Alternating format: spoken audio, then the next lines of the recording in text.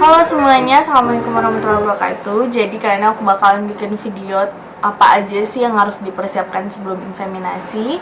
Karena di video yang terakhir kemarin aku sempat nanya ke teman-teman mau nggak aku bikinin video ini, dan banyak yang mau aku bikinin videonya. Jadi kali ini aku bakalan coba bahas menurut pendapat aku sendiri. Kalau misalnya teman-teman yang lain punya pendapat yang berbeda dari pendapat aku, mungkin kan bisa komen di bawah biar aku dan teman-teman yang lainnya bisa ngeliat juga.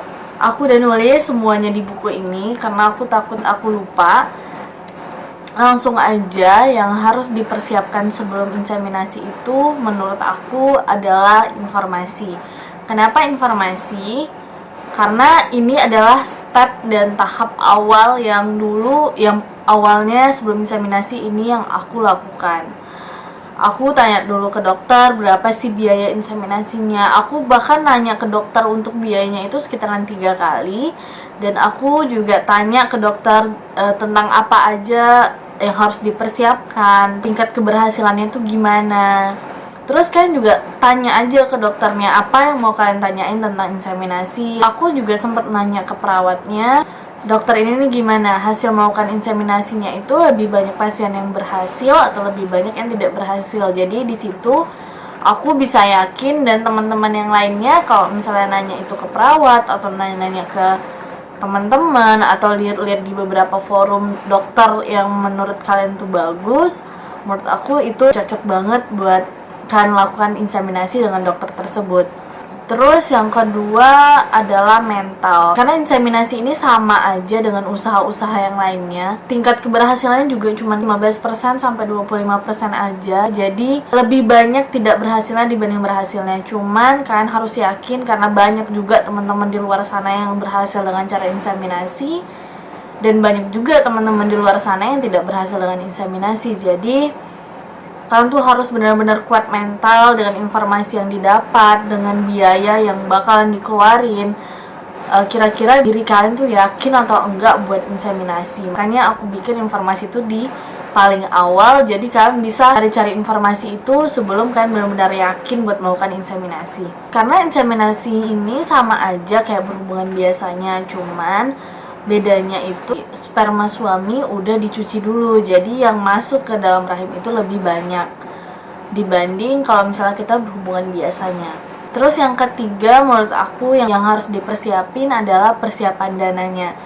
Nah waktu itu aku sempat nanya ke dokternya kan berapa biaya inseminasinya, itu aku sempat nanya sampai 3 kali, dan dokter memang jawab di angka yang sama itu terus sampai 3 kali. Mungkin sampai dokternya bosen kali ya karena aku tanyain gitu terus, karena aku cuma pengen yakinin diri aku aja. Karena dari beberapa yang aku lihat, informasi yang aku dapet di kota-kota lain tuh biaya inseminasinya lebih mahal dibanding yang dokter ini sebut. Jadi aku agak kurang yakin di situ. Jadi aku sempat nanya nih sama teman aku yang temennya pernah inseminasi di rumah sakit tersebut, di dokter tersebut, biayanya tuh kurang lebih 5 juta. Jadi yang dokter itu bilang, misalnya waktu itu dokter bilang ke aku biayanya itu 2.500.000.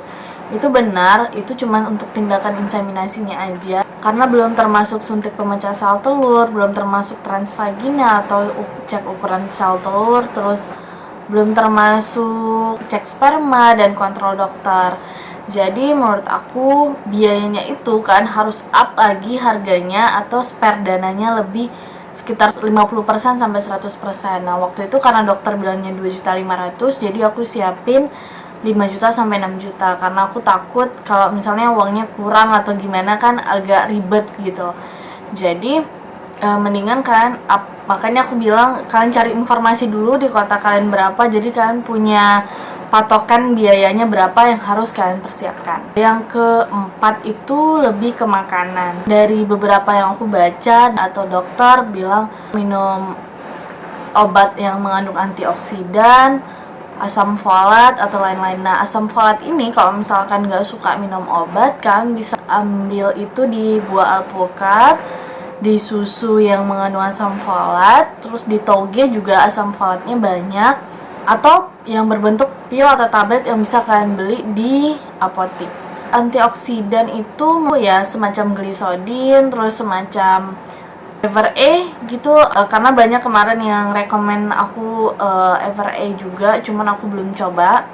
Kalau untuk makanan itu makannya yang bergizi, berprotein, dan yang sehat-sehat. Untuk suami lebih banyakin makanan daging, terus kerang yang mengandung zinc, karena itu bagus banget buat sperma. Karena suami aku sendiri juga dikasih obat yang mengandung zincnya banyak. Terus yang kelima, nah ini banyak banget yang nanyain aku berapa sih biaya inseminasi.